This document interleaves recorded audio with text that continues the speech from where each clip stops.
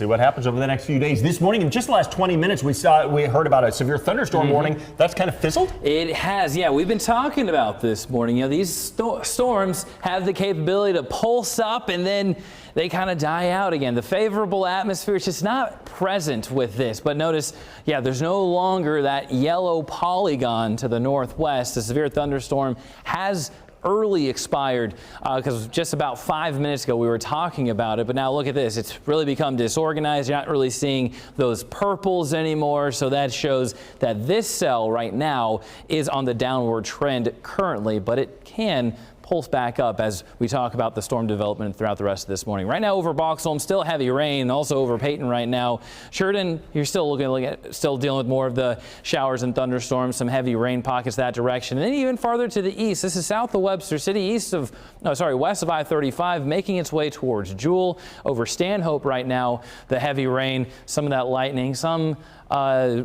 people across the state waking up to some rumbles of thunder as well. However, right now we're nothing too dangerous as far as those storms are concerned. North and northwest winds, those are going to be picking up later on today. The wind's not too strong yet rather than underneath those thunderstorms, but we're going to see widespread about 15-mile-per-hour winds, gusts close to around 20 miles per hour later on this afternoon. So cloud cover stays with us.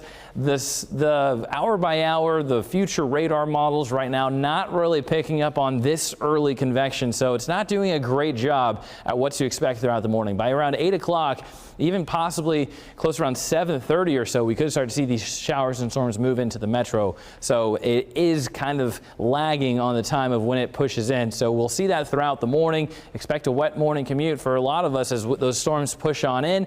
And then they are going to be pushing on out as we go through the rest of this morning into the afternoon.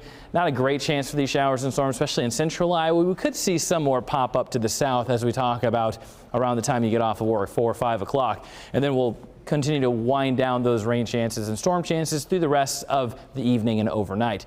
Fast forward now through Thursday. It's going to be a pretty nice day. A little breezy with the southwest winds getting us back up in the 70s, but then we'll be looking at storm chance to return late evening and going to overnight Thursday night into very early Friday morning. That's a secondary cold front pushing on in, and that's going to reinforce the cool down. Upper 60s only for a high on Friday.